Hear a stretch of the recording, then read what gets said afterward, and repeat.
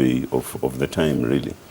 So it really does become necessary. In this particular instance, for an example, we will all remember that we have the National Development Plan, which also articulates future perspectives in terms of what policing in the South African context should be, building up to 2030. But also alongside that, we also had the Phahlane Commission of Inquiry, and so on, which raised a number of issues. And our view is that the issues, critical as they are, that were raised by the Phahlane Commission of Inquiry, also raises one particular challenge, is that the effect of dealing with those issues and will affect the structure of is actually about transformation, essentially. So there's nothing alarming in your view with the time frame, the fact that you've had 3 in the space of about 5 years? No, absolutely not. Okay. Absolutely not. High level, what's changing? Maybe let me throw that to you. Well, firstly, it is critical that we ensure a structure that supports the strategy and the approach that we have adopted, the approach of going back to basics.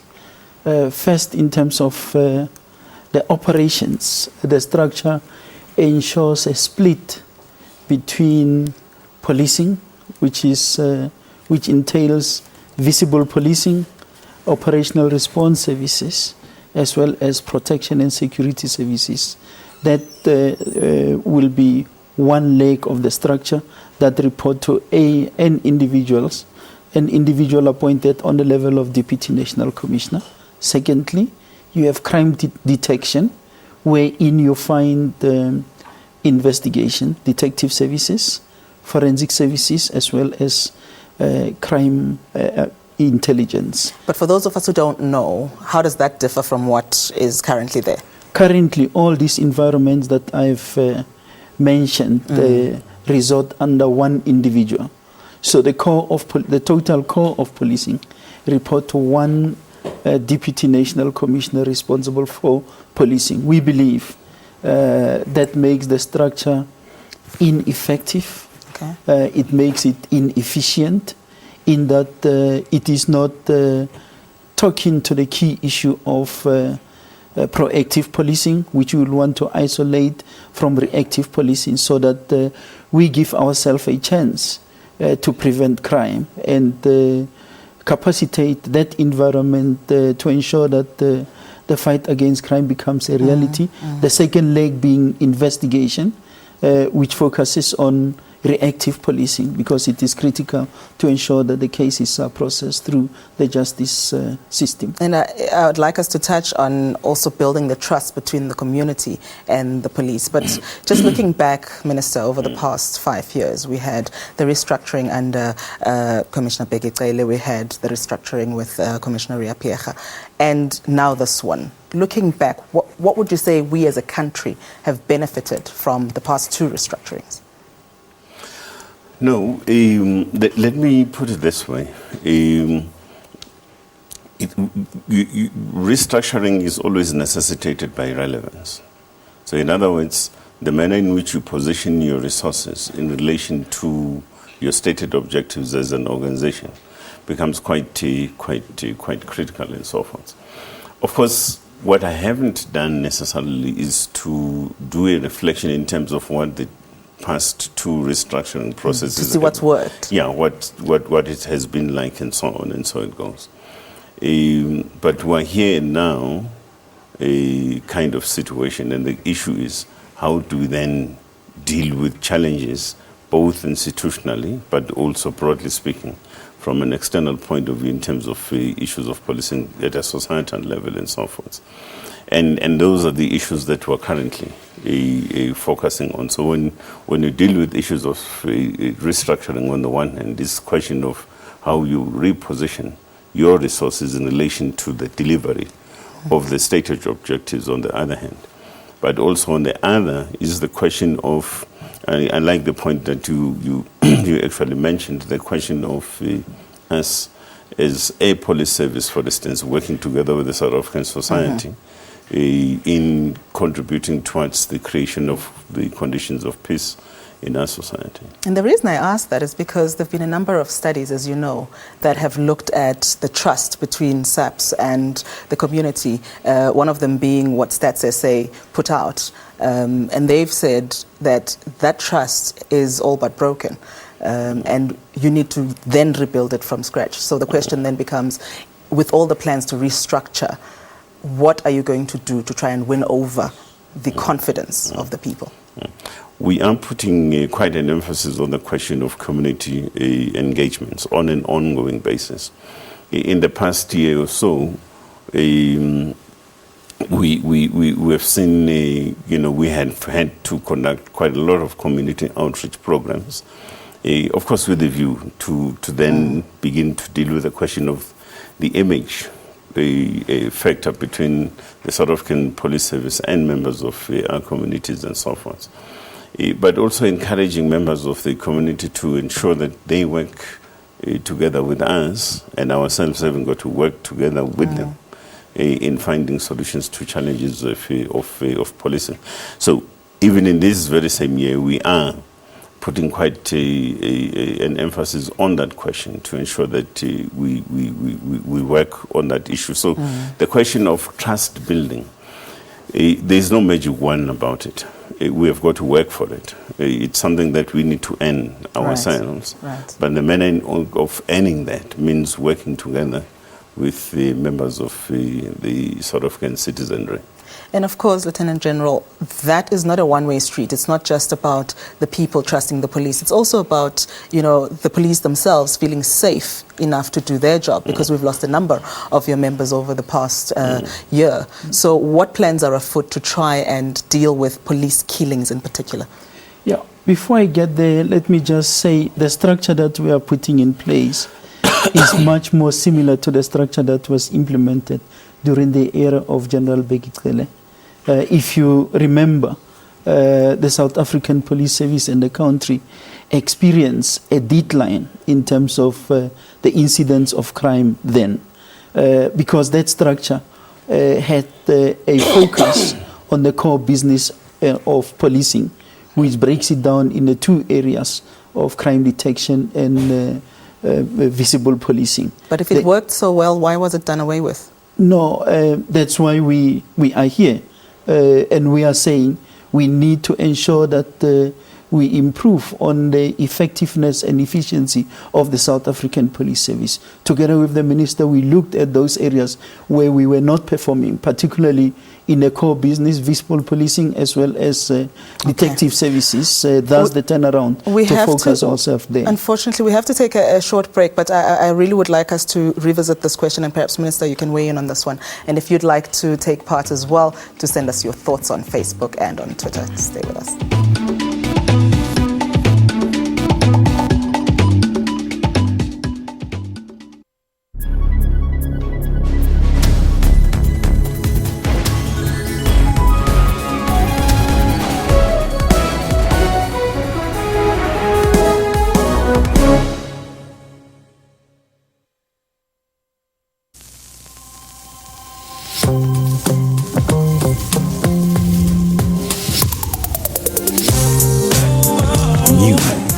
Milk stout chocolate infused.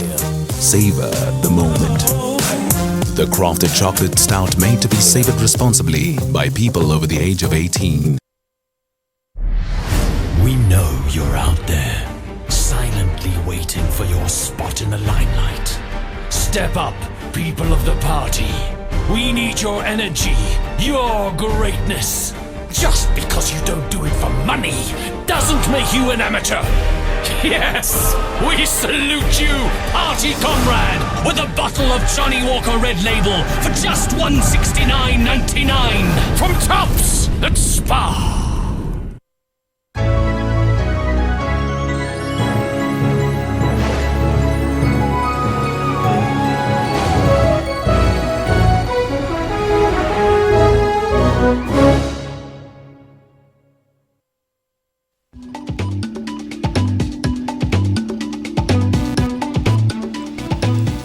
And we're talking about the restructuring of the police force and taking your thoughts as well on Facebook and on Twitter. I'll be reading some of those messages shortly. But Minister, before the break, Lieutenant General was talking about how we're now moving back to a structure that's similar to what was there when Commissioner Begecele was there. So why would we be moving back to something that we did away with? Yeah, I suppose that's an interesting question, but you must remember that depending on the type of character at the helm of administration, assessments are done on an ongoing basis, and perhaps it's possible that you could feel as the head of administration that perhaps you needed a different structure than the one that perhaps you're inheriting and so forth. I suspect perhaps that must have been the case. Of course, the difficulty with this question and this response is the mere fact that I just came in at the time when all had been done and so forth. So I really do assume that as an administrator, there must have been a reason why assessing the situation at the given time and so forth, perhaps. I must just say, if we'd had an hour, I would be laboring on this point, but we've got to move on. We've got to move on a bit. Yeah. So the character of that time, though, it's known as the shoot to kill era, but in this restructuring, you're talking a lot about demilitarizing the police force. The two seem to be mutually exclusive. What exactly will this new police force look like? No, the National Development Plan calls for demilitarization and professionalization of the police service. So in that context, what does demilitarization mean then? Now, and that's the work that has got to be undertaken from both a research point of view, but also a policy articulation point of view. Minister, you just lost us there in the English. Okay, so sorry. What does that mean, though, for the layperson? Okay. Now, before you decide as to what the outlook is of a demilitarized police service, there is work that you need to do. Right. And I'm saying that's research. Okay. So what would it entail, for an example? What does it mean?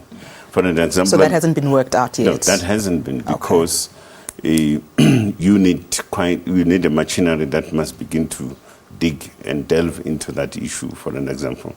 And that's why we're putting together this panel of experts to also, amongst other things, begin to look into those issues of demilitarization and professionalization and so on. Will the police be shooting to kill? It was never part of our DNA, shoot to kill. And it was never a policy position. It is something that is peddled, which we don't know of. Okay. Ours is to operate within the confines of the law. And we are an organization established in terms of the Constitution as a service and not a force. Part of the demilitarization will mean that we need to give practical meaning to a service and not to a force. That's the serious element of ensuring that we get our communities actively participating in policing. Okay, fair enough. Minister, the Phahlane Commission's recommendations. So you said there's a panel that's been set up to look into those. Yes. What exactly will this panel be considering? Now, it would be considering, remember that the Phahlane Commission of Inquiry made a host of recommendations. For an example, it called upon us as the police service to review certain standing orders and operational procedure kind of issues. It also dealt with issues of communication in during incidences of public protests and so forth and coordination thereof. It also spoke to the issue of equipping and training of public order policing as a unit, for an example, and so forth.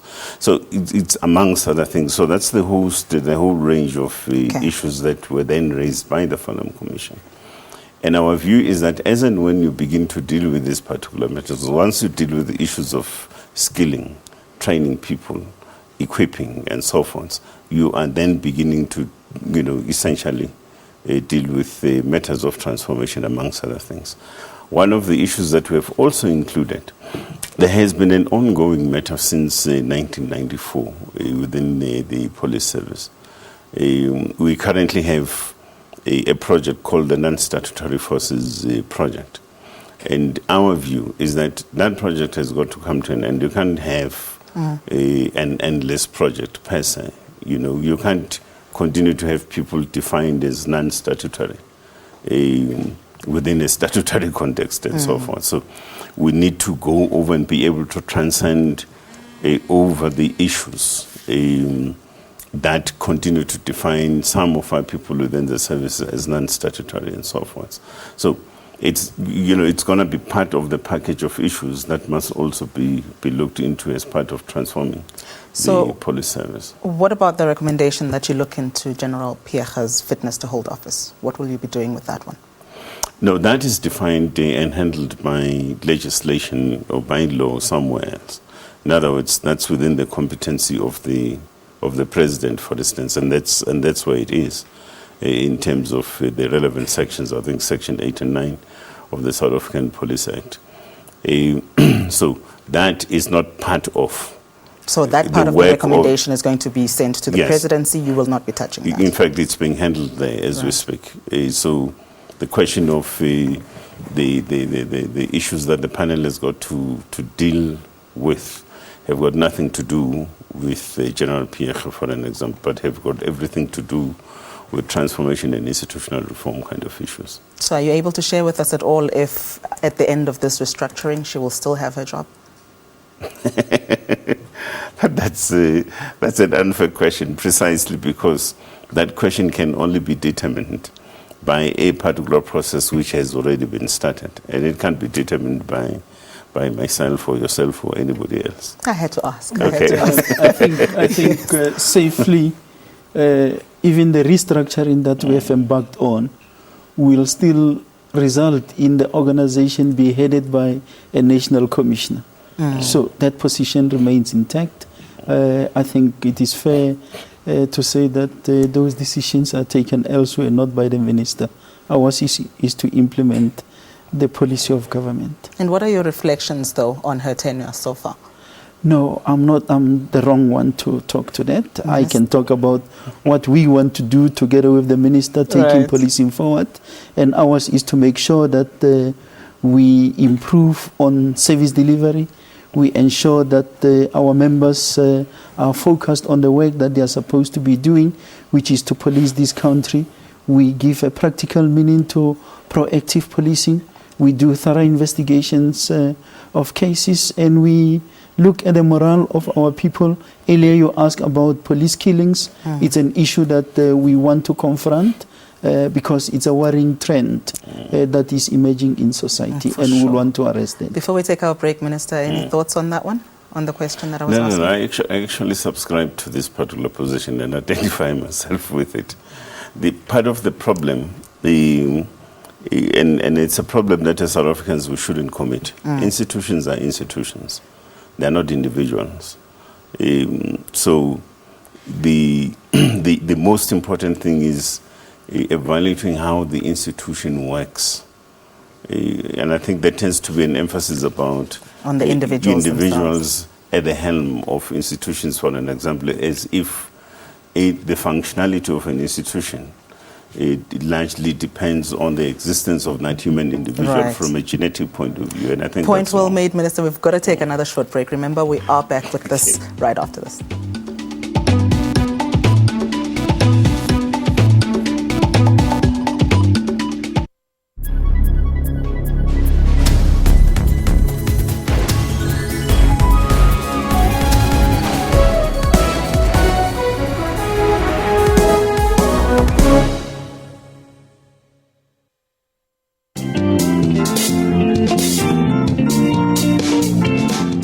Makamelo Sekgonze, one strong woman who said no to hunger.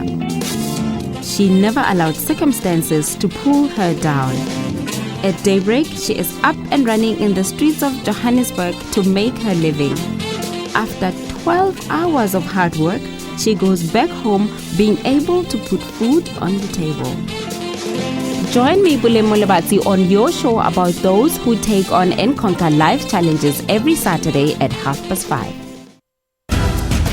Africa's tech scene is constantly coming up with innovative ways to answer some of the continent's problems. We source content from social media, from our mobile apps, from our website. And as people move from phone calls to data, companies have to switch what they offer. People expect to get higher speeds, better quality broadband for less. On Network, we have information on Africa's technology and social media scene. That's Network with Ms. Phumelele Zondi every Sunday at 9 p.m. Central African Time, only on SABC News.